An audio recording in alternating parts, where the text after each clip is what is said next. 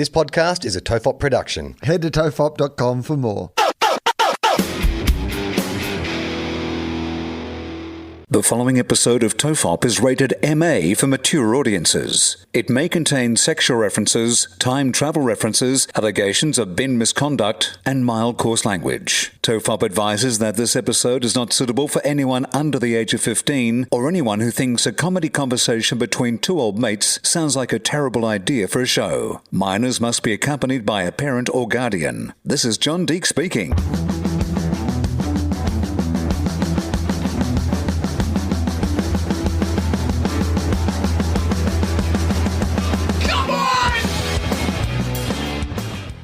Everyone relax. This is Tofop. I'm Charlie Clausen. I'm Will Anderson. Hello and thank you for watching. Wow, that off-air banter really gave me some great confidence about how hilarious this podcast will be. I can sense even, we've only chatted for a couple of minutes before we hit record, and I can sense there's a general fatigue settling into the podcast from both ends. You're back in Melbourne. I'm still in the Northern Rivers. Would I be right in suggesting you're feeling a bit tired? I am a little bit tired. It's fair to say I am tired of life. No, I am tired of this mundane existence that we have now signed ourselves up for. No, it's been really interesting because like doing shows at the Comedy Festival has in some ways been the most amazing thing because for me, without wanting to overstate it, like it's the first thing that goes in my diary every year. 2020 would have been 25 years in a row. Like without having this, regular structure in my life being the way that it's always been, that it's, it wasn't until I came to do it that I fully was aware of how much that I missed it. But that said, it is also still COVID times. There are people staying away because of COVID and, there are people in masks in the show, and my existence is literally I go to the show, I come back to this hotel room, I lock myself in the hotel room all day so that I don't catch COVID. I go out, I go for like a walk, I go back, I lock myself in the hotel room. So I've now officially been locked in a hotel room for long enough that my existence, I do feel like a lab rat or like a... You look like one of those, when the refugee advocates will do an interview with someone who's been detained, like that's what it looks like. I mean, you've got this camera set up in your room. It's like, it's just that blank wall in the background. And for all intents and purposes, you could be saying to me, Charlie, get me out of the comedy festival. Yeah, please. I'm in prison. Could you please get a march together to release me from, could you get Merlin to go on the Celebrity Big Brothers reunion and have free the comedians, because free to comedians. I was saying this to Cameron James, who is the guest on Fofop this week, but this year, in a way, funnily enough, because obviously if you get COVID or you're COVID exposed, you miss a week of shows. So most comedians are not drinking, they're not going out, they're staying inside. Their voices are great. Like you're seeing them, their absolute best. Like there's probably never actually been a better time to come and see comedians because everybody is just like sitting around all day in their hotel rooms, and then like you get that hour outside, your exercise time where you can go and tell some jokes for an hour and then go back to your little grey prison. Yeah, it's funny. We went and saw Dave Graney was playing some gigs up here about a month ago, I think, up at one of the pubs up here. And so Jem and I went along with Adam Zwar, who's been on Fofop a couple of times, and his wife. And they are friendly with Dave. And so after the gig, Dave and his partner, Claire, came out to say hello. But they came out like in triple masked, like gloves on. They stood about like 2 meters from us. It was so awkward because we're like, I'd never met them before. I was like, thanks for the gig. It was really great. I had a really good time. And they're just like two mummies just standing there. And they only wanted to sort of be out there for a couple of minutes because it's like, there's just too many general public around here and it's the Northern Rivers. We can't be out here for too long. We've got more gigs to play. Right. Well, that's once you have that on the line, like I'm now in the window that if I got a COVID strike of any kind, the rest of my festival's done. So yeah, right. It does raise the stakes. You should get one of those Zorbs. You know, like Boy in the Bubble. Like, get one of those Zorbs you get from New Zealand and just roll it from your hotel to the show. Like, I mean, that way people are definitely going to be 2 meters from you. Mate, I'd be happy to like do the show in a Zorb.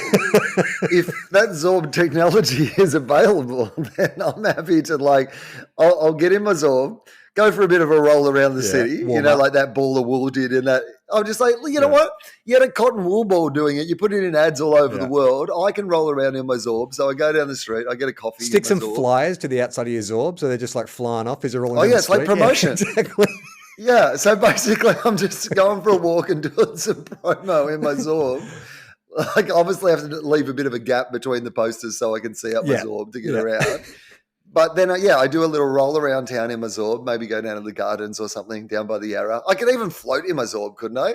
Like, I imagine my Zorb, I could just like go up the Yarra if there's too much action, too much traffic on the footpaths. I just like pop onto the Yarra. I don't know if anyone's rolled a Zorb uphill. I don't know if that is physically possible, but you know, I mean, you should give it a shot at least. Why not? It'd be great publicity for the show. Like, have you seen Will Anderson's show?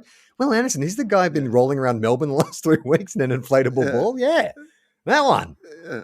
The Zorb guy. It's a bit late in my career to make a pivot, but I think I could be the Zorb guy.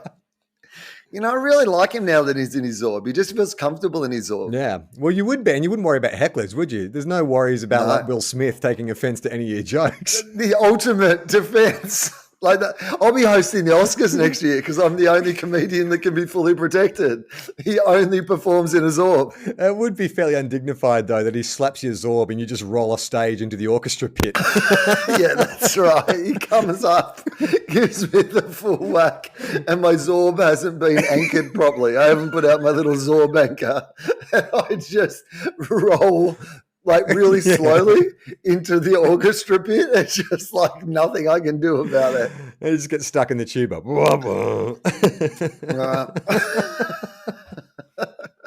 I went to Blues Fest on Friday. Yeah, how was that? Well, that was weird. I honestly felt strange being in that many, because it was fairly well attended. I actually was expecting, I mean, Blues Fest is a fairly relaxed festival as it is. Like, it's not like a, you know, Splendor or whatever. It's just like crammed. Like, generally it's family friendly and you can move around. And so for people who don't know what you're talking about, we're talking about the Byron Bay Blues Festival, which is a blues and roots, like, but not just really blues and roots music. Like, I mean, they've widened the categories a fair bit, I would say. There's like hip hop there. There's like a whole bunch of kind of artists. But it is a much more family friendly pitched festival than those sort of big rock and pop festivals. And famously, the festival where the Counting Crows came one year and refused to play Mr. Jones, which people still talk about to this day. I heard a few people mention, like, it's the most memorable gig for the wrong reasons that ever played Blues Fest. Yeah, well, this is the story of Blues Fest. Blues Fest has been cancelled the last 2 years in the week that it was going to happen. So it's an independently produced festival, one of the few in Australia. And literally they had built the festival site both years, like outlaid so many of the costs, advertising and all those sort of things, only for it to be cancelled at the very last moment. So the fact that it is last year, they cancelled it off the back of one positive COVID case. Right. Which turned out to not turn into many more than that. Adorable when you think about it, if it wasn't for the fact that so many people lost thousands, if not millions of dollars. I mean, it was an absolute tragedy for the community, and yet still only second and third behind the Counting Crows not playing Mr. Jones.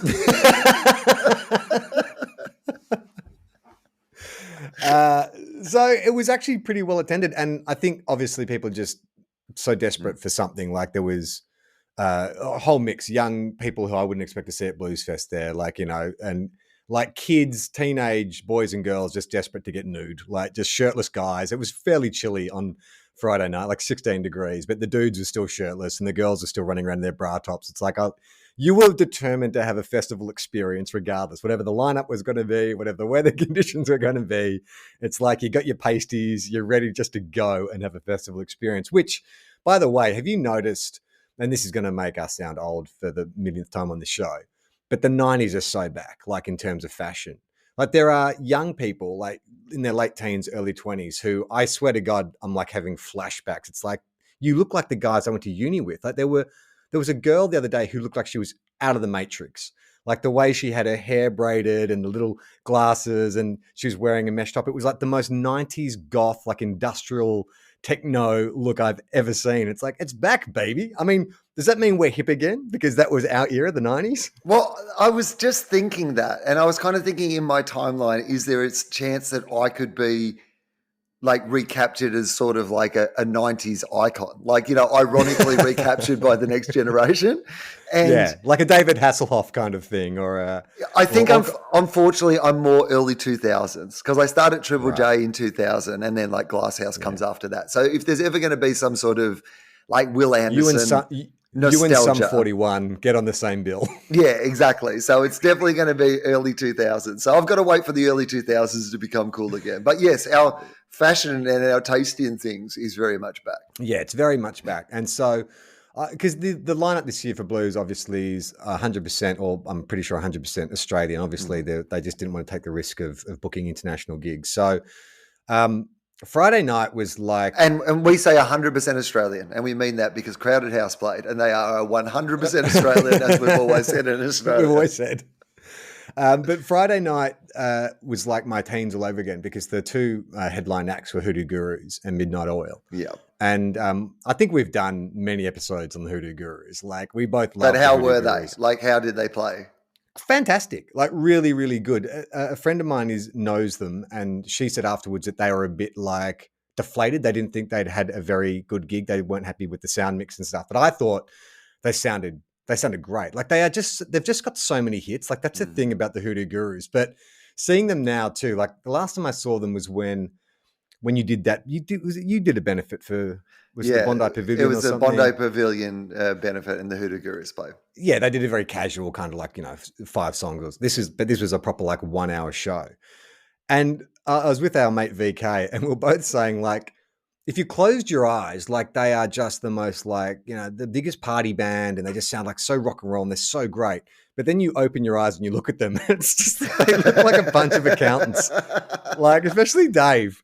Like, Vaughn kept saying, I didn't realize Flacco played rock and roll. Like, yeah, he's got a real Flacco vibe about him. Like, they sound so rock. And then we were sort of like going, I said, but what genre do they fit in? Are they kind of like surf rock? Are they psychedelic rock? Because they sort of drift in and out of all these different genres. But they were playing some new music, and the difference between the old tracks, like the songs you knew, and then the new tracks was like very stark. Like, there was just something, I mean, it wasn't just the familiarity, that it just sounded different. Like, it didn't have that kind of Hoodoo Gurus energy. It felt like maybe a band, doing a version of the Hoodoo Gurus, but they were still great. If I'd seen them in isolation, I would have been like, well, that was an amazing gig, and what an icon. But then they were followed by Midnight Oil, who I haven't seen. I saw them at the fire benefit in 2008, and I was like, well, thank God that no one will ever have to raise money for natural disasters in Australia ever again. Yeah, once in a lifetime. We solved it. Climate change is solved.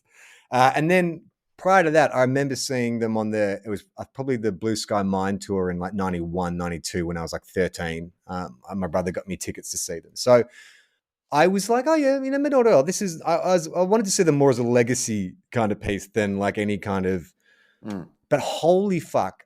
Honestly, that was one of the best like performances I have ever seen of any band, anytime, anywhere. Like, they were incredible. Like, it was a 2-hour show, and every element from like the band sounded amazing. Peter Garrett's voice still sounds incredible. Like, just the range and the power in it. But the actual way the show was designed, and the lighting and the graphics, it was just like I could compare it to was the only time I've ever seen Radiohead. And I remember it was probably like 2012, 2013 when I saw Radiohead, and it wasn't just about the music. Like, you were just in this experience where it's like an art show in some cases, like just the lighting changes and the way they would drift in and out of songs, and it just had this kind of intensity to it. Like, and Peter Garrett too. Like, you sort of forget, like, it became such a cliche after a while to make fun of Peter Garrett, the way he dances and all that kind of stuff. But then you actually see it and you're like, this is incredible. Like, you cannot take your eyes off him. He's just so magnetic. and you just don't know what he's going to do next. Well, you sort of do know what he's going to do next, but you just can't believe that he's doing it. And the whole thing, like that whole crowd, like festival gigs can be so hard because you've got people spilling in from other, they're there to see other bands, whatever. They're not there just to see Midnight Oil. But they had everyone, and they were eating out of the palm of their hand. And even Jem, who sort of, she was aware of Midnight Oil, but didn't grow up here, so she didn't have that kind of parochial. But she was like, that was one of the greatest concerts I've ever seen. And she's like, they're so hardcore. And it's like, yeah, man. Like at some stages, it was like a punk show. Like he was just fucking angry and out there and just riling the crowd up. And everyone was just like, I think there was a lot of pent up kind of like aggression just from, 2 years of not being able to go for festivals, plus all the fucking shit that everyone's been through in the last few years. And it was just great. It was just this real release. But I tell you what, Will, if you want a funny... Can I just, before you go on to your funny thing. So yeah. I saw Midnight Oil about 3 years ago, whenever that last tour they did before this one was. And 2018, I think it was. So I saw them at the Sydney Myer Music Bowl in Melbourne, and they were incredible. I've been very lucky to see them a lot over my lifetime. And from before I was even involved in the music industry in any way, like even through radio or anything, they just used to tour Canberra a lot when I was at university. So I saw them a bunch when they were they would do their big show, but they'd then go play at like the ANU Uni Bar and stuff like that. So it was like they were one of the real formative bands of like when I was getting into music. But the thing that I've always found incredible about them, and I think that Cold Chisel are a bit like this, they're not exactly the same, but they're very smart bands that have this mass appeal to people who don't necessarily engage just with how smart they are. Like, and that is the great appeal. Like you can just love Midnight Oil, or you could just love Cold Chisel for the music without thinking too much about what the stories are about and what the meaning behind it is about and those sort of things. In fact, they're one of those hilarious bands like Rage Against the Machine where occasionally somebody's like, well, why are you making it so political? And you're like, well, because the 30 years of them making music has all been absolutely political. What did you think Blue Sky Mine was about, dude? Like, this has literally been all they've ever done. But because the actual performance is that of a tradition, well, not traditional, but like it looks like a rock and roll show and a rock and roll band, and you have a charismatic front person who is as charismatic as Mick Jagger or somebody like that in the way that he controls the stage, then you forget that they are an overtly political band, despite the fact that they wear the fact that they're an overtly political band very proudly. Yeah, it's funny. Like I was thinking about that, watching him dance on stage, and it's such a distinct, the way he moves and stalks the stage, and I was like, how many lead singers are there that are so unique that you can impersonate them just physically? Like, yeah, you're right, Mick Jagger, you can do that sort of duck walk that Mick Jagger does. Maybe you could do like a Liam Gallagher if you just put your arms behind your back, and or Lemmy, you put the microphone up there. But there's only one Peter Garrett. Like as soon as someone starts doing that off timing click, at the front and the side, like, it's Peter Garrett. And yes, that thing about the political, I was annoying the people I was with because every 5 minutes I'd turn around and go, look, I love the songs, but when do they get so political? And people are like, okay. After like the fifth or sixth time, people are like, we get it, Charlie. That's very funny. We get the joke. But I did wonder if there were people in the crowd who, like you say, were like, they're just here because the rock element of it was so good, and they would do these kind of, and it was so melodic as well. Like they're such great musicians that it's really heavy music, but you could hear every part of it. And we were standing right next to the mixing desk, and I was looking at the engineer, and he was about 70, and I reckon this guy must be their permanent sound engineer, because he knew the band so well that it was just calibrated perfectly where you could hear every individual instrument, but also it was balanced in a way that you got this wall of sound washing over you that was just, it's hard to describe it. There's just those gigs you go to where you just like, after even the opening, which was like a fairly low-key, moody opening where they sung one of their new songs, We Resist, and it was just them in silhouette and stuff. But by the end of it, you were like, fuck yeah, let's tear down the system, man. Like, it's just, they had that Rage Against the Machine kind of element where they, even if you weren't listening to the lyrics, it's just something about it makes, like, fires you up and gets you really, like, angry. And it was beautiful at one point because, believe it or not, Will, Peter Garrett had some things to say about the state of the world and the state of politics. How does he think we're going? Oh, not good. What was I mean, he reduced ScoMo to he who shall not be named. Like he actually said that I'm not going to grant him the dignity of even using his name.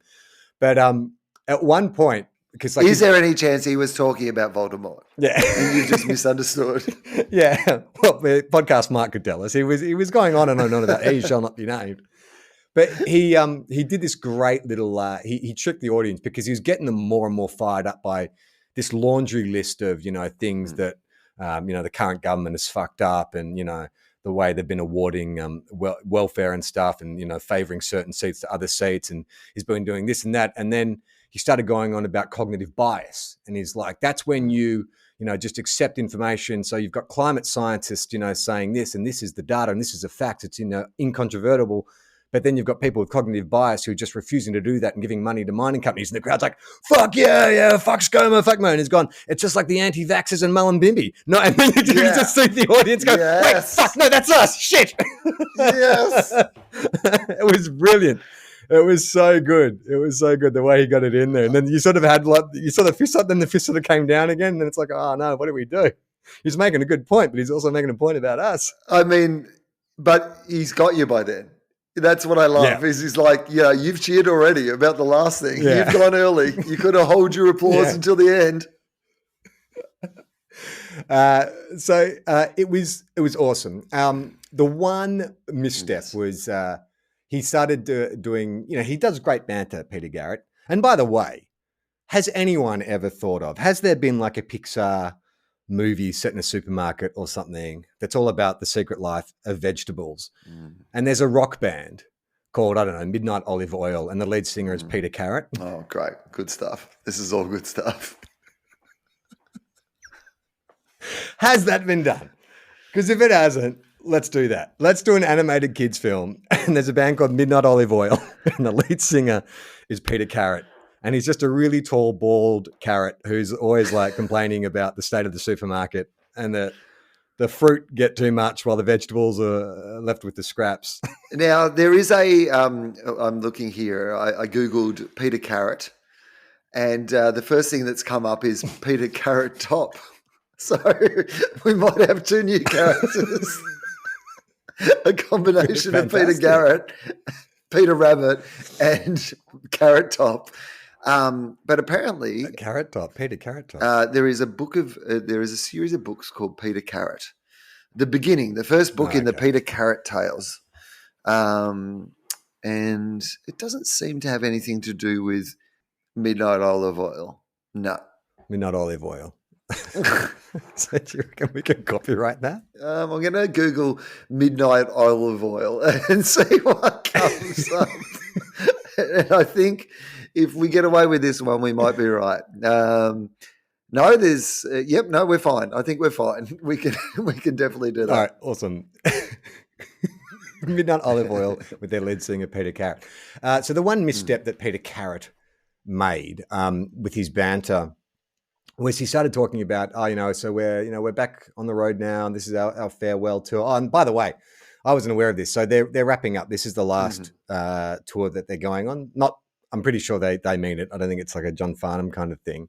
So if you have the chance to see them, I'm definitely going to go see them again. I'd like to see them in a smaller, dedicated venue, I think, because I think it'd be even better. But go see this band. Even if you don't think you are into Midnight Oil, you'll be into this because it's just such a great show. But as he was doing his banter about, we're back on the road and stuff, he started going on about like the Gold Coast. And I'm like, where is this going? It's like, normally they put us up in a hotel in town, but we couldn't get there. So they put us up into the Gold Coast. And he's like, the Gold Coast, it's just overrated. And I'm like, what the fuck is he talking? It sounds like Will Anderson here. He's like, the Gold Coast. That is definitely my material, Peter Garrett. You be very careful about what you're doing. Like the person who talks about the Gold Coast being shit is me. Yeah. So he's going on about like just listing like Gold Coast localities that are just underwhelming. And he's like, so it's just like the movie world, and he's gone, and what's the most underrated is Dream World. And then then they go into Dream World. And I'm like, that sucks. And so I was thinking about it, and I'm like, oh, you know who's really good at that kind of shit is Will. Like, you're really good at just kind of like, wordplay and that kind of Yeah. stuff. So I've got their set list here. All right.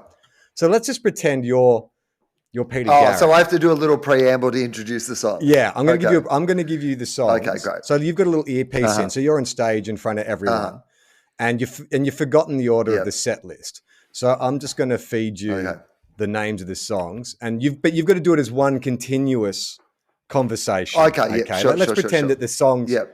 You throw to a song after you finish your little preamble. Yeah. But then we'll just go into the straight. No, I understand. The skill with this, All right. you can't break stride. Okay, so just start your general banter. All right. Welcome everybody to the we're Midnight Oil. Welcome to the Byron Bay Blues Festival. It is so nice to be here in such an important time for this country. We resist. Your first song is We Resist. The next 5 weeks are going to be filled with manipulation and lies coming from politicians, coming from the media. But there is only one way forward for this country. We have to do it together. This is We Resist. Anyway, Okay. So go into your next bit of banter. Thank you. Thank you. That was We Resist, and I hope that you will resist all the temptations thrown in your direction. The next song is the Barker Darling River. The Barker Darling River. Obviously, don't say that to the microphone. The audience is like, what's he? Is he talking to a guy on his earpiece? We will be having to look after so many parts of this beautiful country. We need to get together the Uluru Statement with the original owners of this country. And remember, this country was stolen and never ceded. I've forgotten the name of the river. The Barker Darling River. Barker Darling River. So we're going to have to look after every part of this country, from Uluru to the Great Barrier Reef that's being bleached by climate change to the Barker Darling River. Okay, next song is Nobody's Child. Anyway, thank you very much. That was the Nakabala River. Nakabala, Barker Darling. It's so... Barker Darling. No, not Barker Darling, Barker Darling. Abort. The next song is Nobody's Child. We believe in a world where billionaires should not own half of the world's wealth, and nobody's child should live in poverty. Okay, Dream World, we know how that one goes. Okay, the next song is Stand in Line. I would like to say everywhere out there that they did not know there was going to be as many people at the festival today. Some of the toilets and the amenities are being overwhelmed. But if you are there, please make sure you stand in line. Oh, that is the worst one yet. That's literally just an OH&S statement from the lead singer of a rock and roll band, a protest band, no less. You got a message going, look, the bar lines are really long. If you could just say something, Peter, to really calm people down. You know what? They actually were. They were tremendously long and Friday. Okay, the next one is Now or Never Land.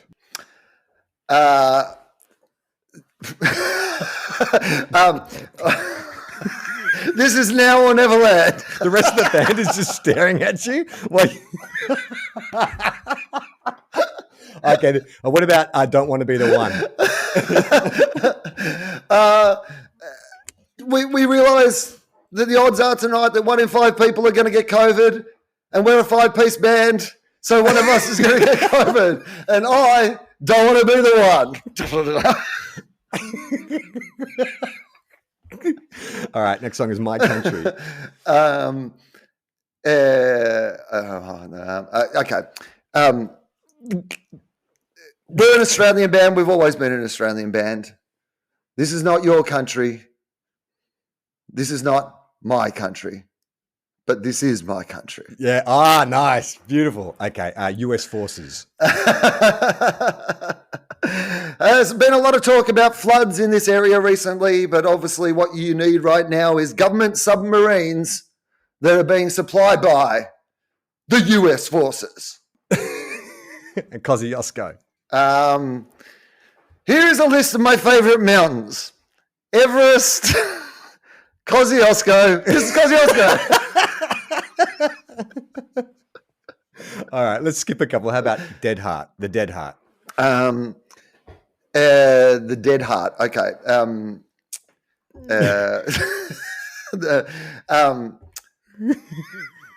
Oh no, not as easy as it looks. Now all of a sudden, like bagging out the Gold Coast, I'm understanding why. Oh, no, here we go. Did No, that whole here we go. clumsy intro about the Gold Coast.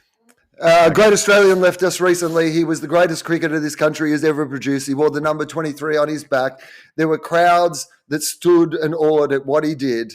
This is for Shane Warne. This is the Dead Heart. I think that's a little insensitive, isn't it? Like, I mean, if the song was the greatest or something, but to actually just do a song about like the failing organ that killed one of our greatest it's technically cricketers. true. Okay, how about King of the Mountain? This one's dedicated to Peter Brock. Oh. Topical. Okay, Blue Sky Mine. This one's dedicated to the billionaires who think that they don't need to solve the problems here on Earth and they need to blast off into space to look for new planets to live on. Blue Sky Mine. Yeah. Well done. You guys are the best. Rock and roll. Did you see? So interesting. As an interesting thread went out on Twitter this week about Elon Musk and his attempts to buy Twitter, and it was written by a guy who used to run Reddit. Did you read that thread? So, can I just say this before we get to the thread? So, I may even have evidence of this that might be in one of my improv shows but definitely in my show notes when I was trying to write Logical, I had this bit all about billionaires going to space. It didn't end up making the show. But one of the bits, and maybe we even had like half of this conversation on a TOEFL, which was about if I was a billionaire, I would never go on Twitter. But in the jokes that I'd written about it, I'd be like, actually, if I was a billionaire, I would buy Twitter and I would then use it to fuck with Twitter. And then like 3 months later, that's what, like, I'm so glad that wasn't my material because it would have been ruined by Elon Musk doing that exact same thing. Well, it's strange, isn't it? Like, what is and this thread is really interesting because this thread is all about like, so Elon Musk's motivation apparently is like he feels like, Twitter is not democratic enough. It's not recognizing enough voices. So this guy who started Reddit, he said, look, here's my experiences of trying to set up some kind of democratized social media forum where everyone can come express their views. He's gone, it just doesn't work because every group feels like they are being censored. Every group feels like they're being silenced. And also the moderation of online content is virtually impossible. Like there are just not enough people and not enough eyeballs to stay across stuff. So yeah, like you might be on the right and you're like, well, this leftist, called for my murder and how come they got away with it? Well, that just slipped through that just got slipped through. But also a white supremacist also called for someone to get murdered as well. Like it is an imperfect system. But my question is, what does Elon Musk have to complain about? Does he feel his voice is not being heard? Does he feel like he's not getting enough publicity? Well, one of the jokes that I had in this thing that I wrote was like, they shouldn't be able to go on the free apps.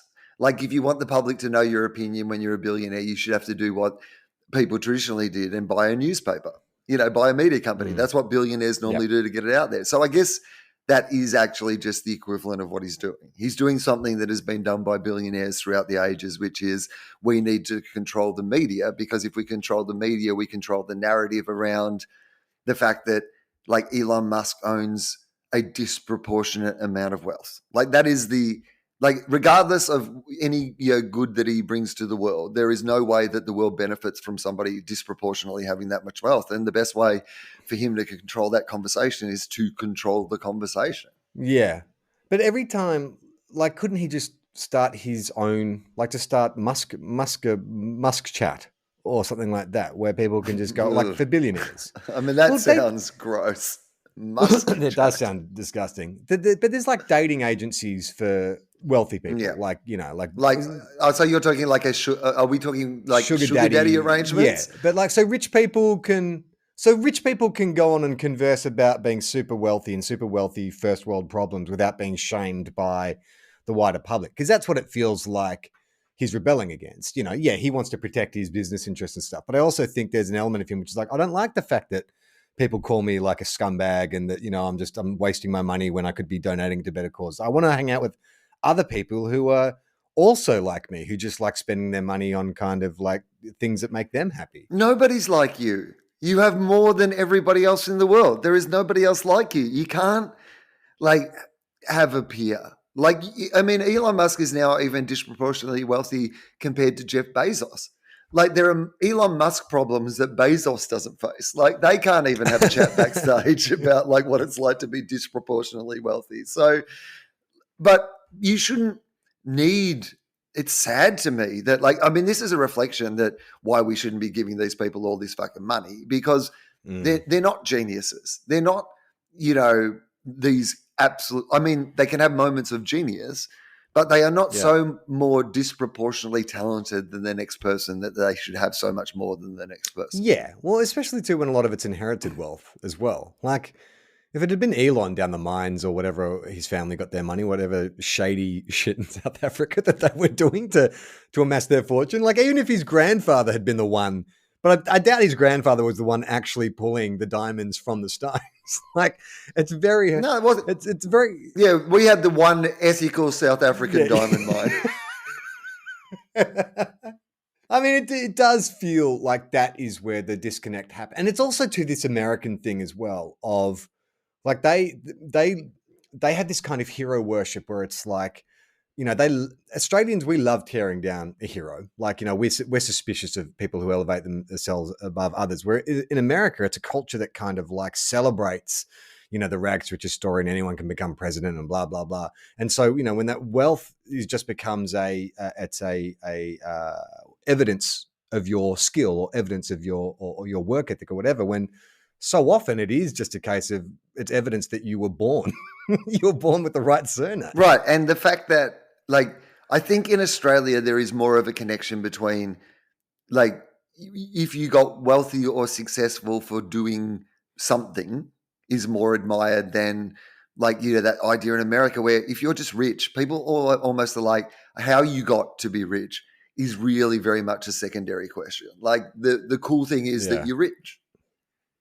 Yeah. Yeah, you met a lot of those people, like, I don't know how many you met when you're in LA, but I met a lot of like producers, and they were just like guys and girls who had come from money and were now just in LA with money. Like, they'd been given a bank account and a credit card and told to, do what they want with it. So they're out trying to make things. And so they're, throwing parties so they can meet celebrities and studio people so they can just put their money into something and feel like they're part of something, but they're not actually talented.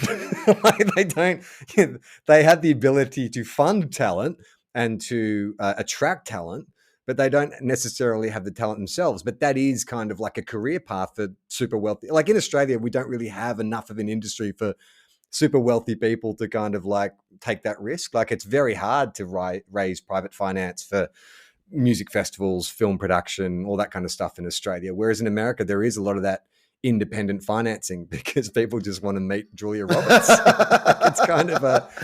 And people don't have the... It's a legitimate business But strategy. People aren't willing to get their checkbook out for Ada Nicodemo? No, I would have thought that... Really?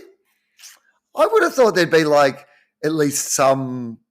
I mean, maybe not to the scale of a Julia Roberts, right? But I imagine that like there'd be some independently wealthy people who'd just be like, I grew up watching Ada on TV and I'd like to hang out with her. Do an Ada.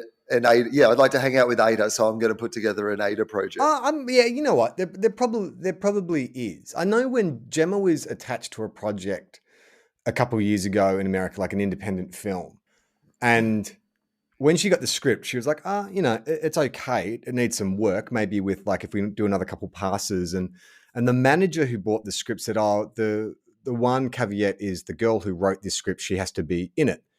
And Jem was like, okay, fine. Well, what's her experience? It's like, well, she hasn't really done anything. And Jem's like, well, this is a really, like, this requires like a really skilled actor. Like, it's a pretty big part. Maybe we can look at like creating like a supporting role or something that's sort of more suited to her level of experience.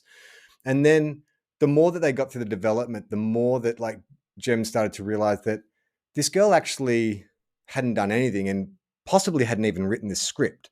But her husband was very, very wealthy and had wanted to give her a film. But it was amazing because they literally had $1 million to dangle in front of. They were trying to get like, you know, a big name actor to get into this and that would get the ball rolling. But just that they as much as Gem tried to get them to rewrite the script and change it, they wouldn't do it. They kept sort of insisting that it had to stay a certain way. And it was all based around the fact that this woman, this was her project that was being funded by her partner. And it was like, Gem left it, and we sort of vaguely have tracked it, and there keeps being announcements. They keep getting directors attached, and then a star, and then it just falls over because everyone is running to the same problem, which is like, we can't put this person in this film. Like even for $1 million, we can't do it. We're either not going to be able to attract professional talent to work with you, or it's just people sort of just see the red flag, which is like, well, if this is what you're asking now, like you're already putting restrictions on now, when we actually start rolling the cameras, what other demands are going to start?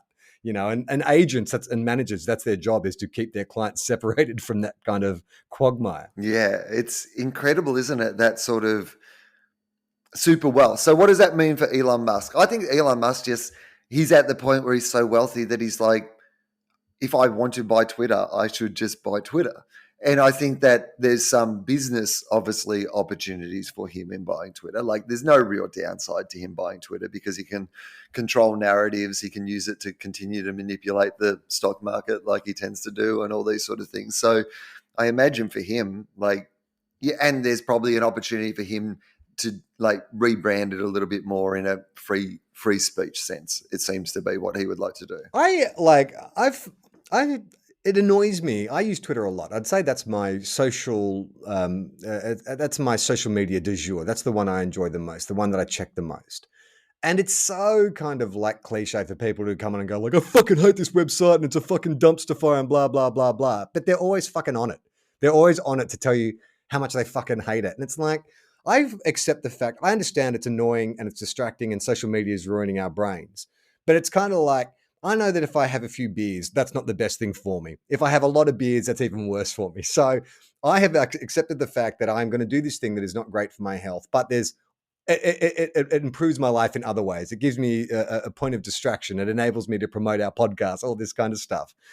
But this idea that somehow it needs to be changed, I just think it is what it is. It is a fucking dumpster fire, but it's also this great tool. You know, that's how people in the floods have been updating on where to fucking send help and reaching out, because there certainly hasn't been any fucking coordinated response. Well, what you say is the thing about Twitter more than anything, and this is the thing that nobody can actually handle about it, which is your experience is entirely of your own curation. Yes. So if you're following a whole bunch of like terrible accounts, then that's your fault. Like it literally is a website where you go on and choose people, resources to follow. There is a whole bunch of different ways that you can follow and engage with them. And your experience is entirely of your own making. Like the easiest, Twitter doesn't need to change everything. You just need to unfollow a few people and follow a few more, like get your balance of your account out better. Like, I mean, for example, during political times, I'll follow a lot more journalists than I would ordinarily. But as soon as the election's over, I'll unfollow a whole bunch of those journalists again, because I just don't need to see on a daily basis like the updates of those things that I just don't need to engage in. Yeah. There's one comedian that I followed, and then after a while I was like, oh, I'm going to unfollow, because I just was getting weary of the text. And then I was like, oh, you know what? I'll follow again. And then I realized after a day I made a mistake, so I unfollowed, and then I got blocked. Because obviously they were watching me jump back and forth, and they're like, fuck this guy. He's either a fan or he's not. And so I was like, oh yeah, fuck it. I'll just stay offline. There's certain aspects of their work that I like, but there's other aspects that I don't need in my feed all the time. So it's probably better for all of us. Oh, well, it was like Dave Hughes was trying to cull his Instagram, the people he followed on Instagram, and he rang me up on the radio to like basically did this thing where he sent out like an Instagram direct message to people, and then if people didn't respond, he like got them on the radio to say, I'm going to drop you from my Instagram things. And I was like, mate, drop me. Absolutely drop me. I don't want my friends to be following me on my social media, because my social media is mostly work related. So like, you don't need to see me promoting my shows. You don't need me to see me promoting other people's shows or anything like that. That is not for you. Have you started any friendships on social media that have bled into the real world? Where it's like, someone starts following you start following them, you like each other's posts, you start communicating, and there's like a online friendship, and then has it become a real world friendship? I mean, I think that's hard for me to say external to the media world in which we live. So like there's so many comedians or other people in the media or whatever, like philosophy guests that I've made connections with solely online originally, and then that's become a podcast and then a friendship. But I don't know if there's been independently of that many that I could identify.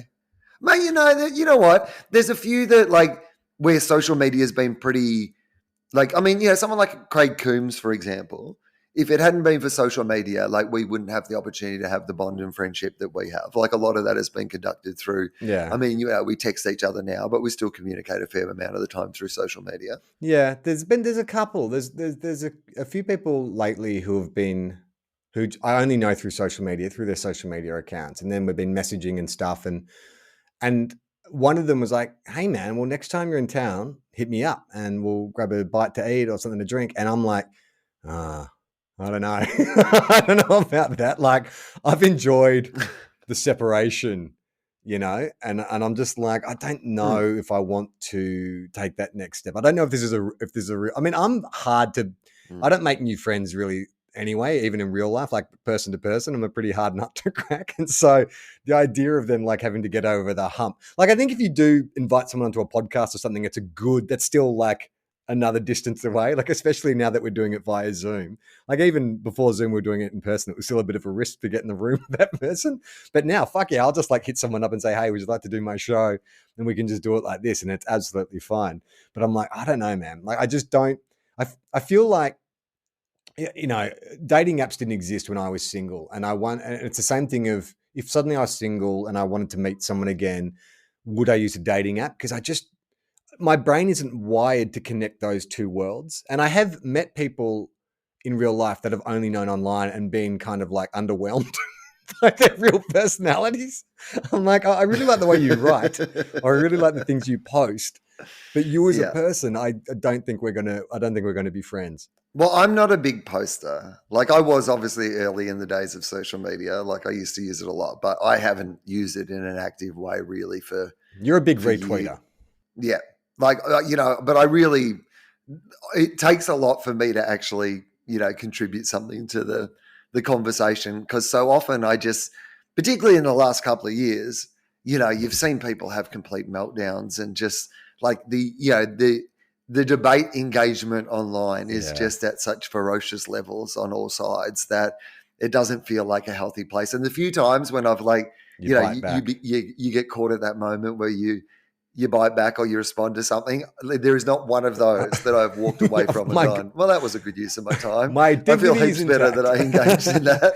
Yeah, it is. I often get that rush of blood, but I've been very disciplined in not responding, and have been provoked several times, especially like even in jest as a St Kilda supporter. There's some people who are like trying to pick a fight with me right now. I'm like, I'm not going to win that. I'm just not going to win it. And I don't, at the moment, I sort of went off social media last year, or, during COVID, I was like, it's too much. And I think I've reintroduced it at a healthy level now, which is the bulk of my tweeting is around TOEFOP, 2 Guys, 1 Cup, whatever. And some occasional just like, dead time browsing. But I used to get sucked into threads of arguments that had nothing to do with me, like 2 celebrities are fighting, or there's some fucking issue, and I'd go down a rabbit hole of this exchange. And like there was even some guy who I was following because he did a funny tweet like 5 years ago, and I'd been following him, and it's kind of funny. He's just like a normal dude, not a comedian or anything like that. But then he started going on this like anti-Dan Ilic rant. Like he just, I don't know, Dan just like rubs him the wrong way. After the billboard thing, he was just like, fuck this guy, and what a useless waste of time. And I'm just like, and I was really tempted to be like, what the fuck are you doing with your time? Like, who are you to go? And then I was like, what am I doing? What am I doing with my time? I don't even, like you say, I have created this world. I am following this guy. And so if his responses to Dan Ilic for whatever reason are pissing me off, then that's my fault. And so I did. I just unfollowed him, and it's been so much better. Now I don't have to follow any of that shit anymore. It doesn't bother me. Yeah, and what you've like done there is going, I do not need to insert myself into something that, like, Dan makes provocative work. So Dan understands that part of that is that people are going to debate the merits of what it is you do. And in fact, I would argue that Dan, probably more than anybody in the Australian media landscape, operates very much in the window of trying to start conversations. Yeah. Like, do provocative things to try to start conversations. Like, you don't go to Dan for all the answers. Like, it's not like, what's this plan that you're getting? He's the person who's trying to agitate to make sure that people are at least paying attention to the topics and doing it in a fun and funny way. And I think there's great merit in that.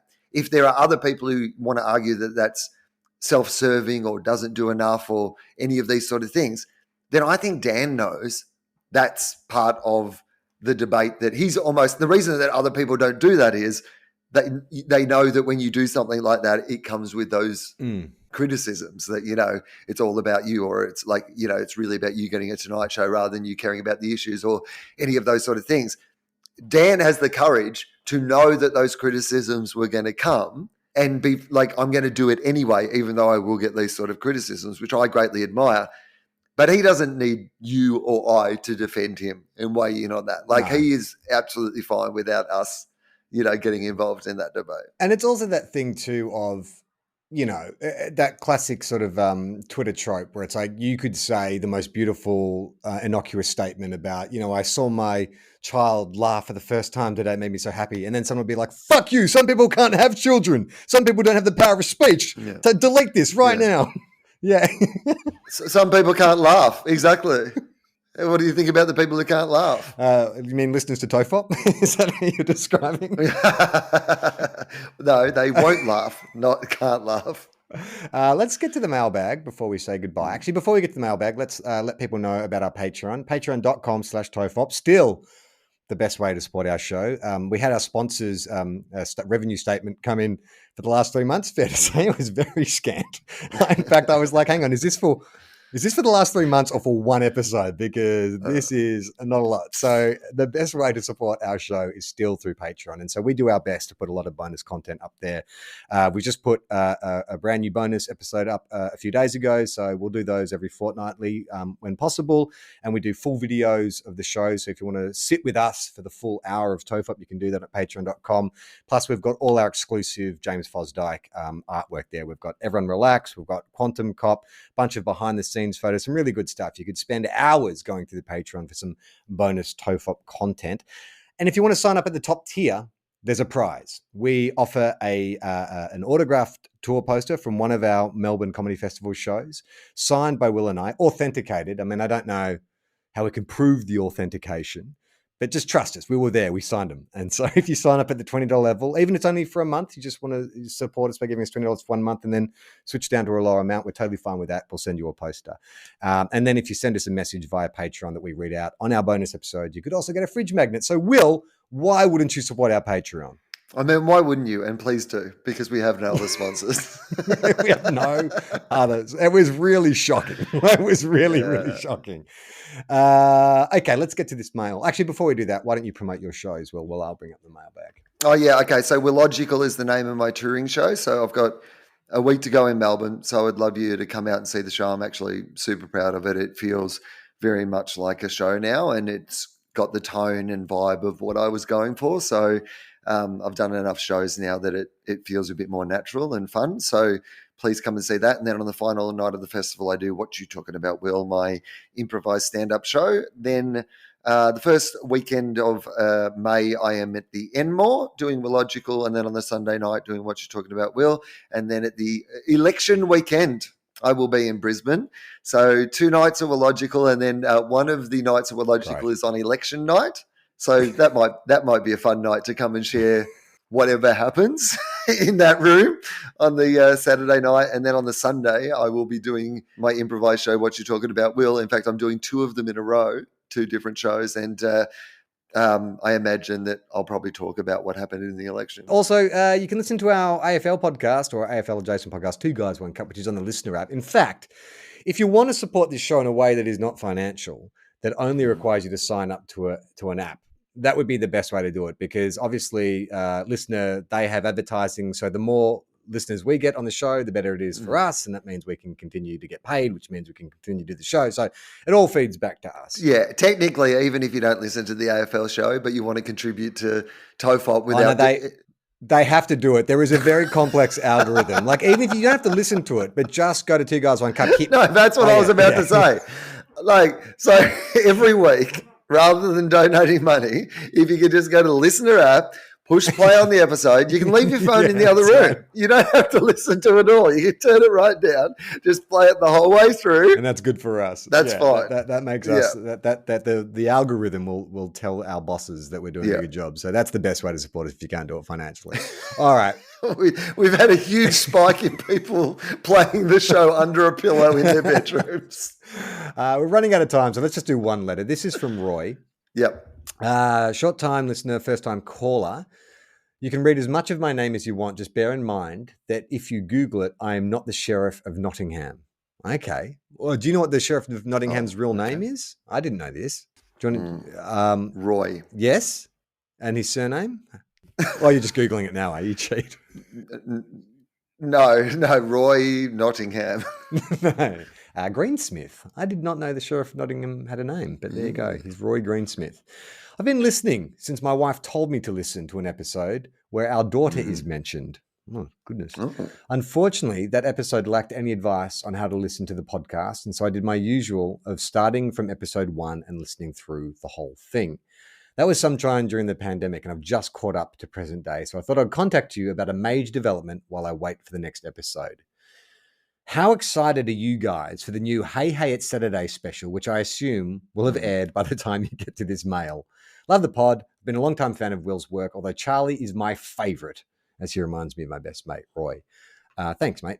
I had no idea. Did you know there was another Hey Hey? It's on tonight. Special on the day we're recording this, Sunday. It is on tonight. So not too bad for us getting to this mail in real time. So mail, but by the time they listen to it, it'll be 3 days later. Yeah, but the joke is, because I think they did a 50 years of Hey Hey It's Saturday. So I think this one is called, what is this one called, Charlie? 50 years of Hey, I don't know. The last one was 50. The last one they did was 50 years of Hey Hey It's Saturday. What's when this? Was 51 years of Hey Hey It's Saturday? Yeah, no, it's 100 years of Hey Hey It's Saturday. That's the joke. It's 100 years of Hey Hey It's Saturday. I don't get it. What is what? Is it just because they've been around forever? That's the joke? I don't know what the joke is, but the joke is that it is now 100 years of Hey Hey It's Saturday. Is Daryl going to come out with like an old man wig on and like a walking stick? That's what it feels like they're leading towards. It's like, Ozzy Ostrich will be in like I can't imagine there'll be anything that well thought out. Ozzy won't be on it. Ozzy's dead, man. Well, that's even better. Don't have Ozzy on. That makes more sense. I'll just cut through a tombstone. And John Blackman can be like, they can do the angel.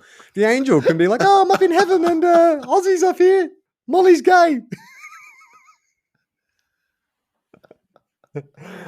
No, mate. Roy, the Sheriff of Nottingham, I will not be tuning in. I do not care. I like watching old Hey Hey It's Saturday clips with Johnny Depp because I think that is interesting, but I have no interest in watching 100-year-old Hey Hey It's Saturday. Will? I probably will watch it at some stage. I think it's on at this. I did sneakily have a look at when it was on tonight, and I think if I come home straight after my show, I might relax post-show by catching the last half an hour of the Hey Hey It's Saturday special. I mean, off a side point, and this is more a Two Guys One Cup conversation, but Scott Dooley messaged me from New York. He just arrived back in New York, and he's desperate to talk about the new Fox Footy show after the game, which I haven't watched yet, but it's in that long tradition of sports comedy variety shows. Scott really hasn't seen it, but he wants me to watch it because he needs to get the lowdown on it. And it did make me think of that time that you and I, after a game, came back to your place and we watched The Bounce and we started off like making fun of it. But then by the end of it, we were had genuine admiration for the dynamics between like the cast. It's like, I get it. Yeah, Jason Dunstall's going to the straight man and Danny Frawley's going to let the goofy one. And they put Andrew Gaze in a headlock and, give him a wedgie and stuff like that. There's some merit to this. Right. It's well cast. It has a balance. Everybody knows their role. It's kind of like the old footy version of a boy band. You know, they just There's something that appeals to everybody. It's comedy and bullying all wrapped up in one package. What's Yeah. more entertaining than that? Nothing. The end. Strong finish. I'm Charlie Clausen. Oh, Will Anderson.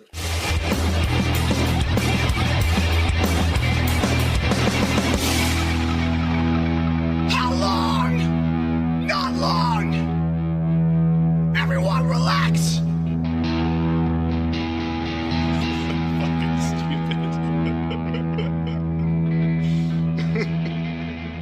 This podcast is a Tofop production. Head to tofop.com for more. Cool things for cool people.